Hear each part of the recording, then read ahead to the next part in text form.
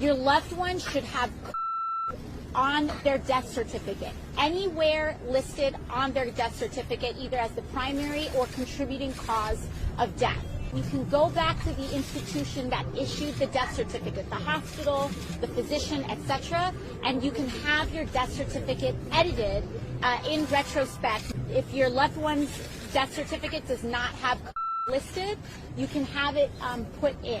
The problem, as the Congresswoman said, in the early days, they didn't even know what was, so they didn't list it, and we're working to get that correct. Yes, so you can go to your institution and have it edited, or in your conversations with FEMA, we're also in conversations with FEMA to see what added flexibility that we can add there. So let's just make a few things clear here. What they're telling everybody is now we can go back and amend somebody's death certificate to say that they've died of with no absolute proof, by the way. And in return for doing so, you're going to be gifted a $9,000 reimbursement. I want you to tell me who wouldn't go and do that. Especially in times like this, where everybody is scrambling and scraping for their last dollar because of the crimes against humanity that we've experienced over the past year and a half, not just in the United States of America, but around the entire world as a whole. Now, what do you think an action like this is going to cause next? And if you can't foresee the very obvious and apparent future, let me make it clear for you.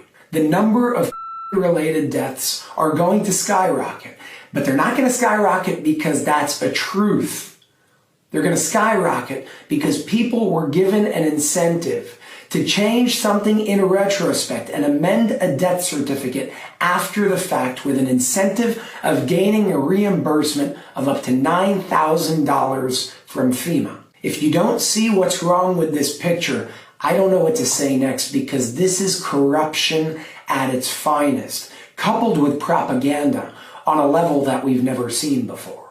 The truth is right before our eyes. People are being legally bribed and financially incentivized to lie on paper in order to make something seem bigger than it actually is. This is a crime against humanity, and it must be stopped, but it will only be stopped when we can become fully aware of what's happening right before our eyes. I understand that opening your eyes to the truth may be uncomfortable because the reality that we must face in order to do so is very dark. But at this point, with the state that the world is in as a whole, it's no longer an option. It's an absolute obligation.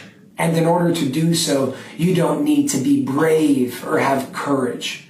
You simply need to be a decent human being. It's our obligation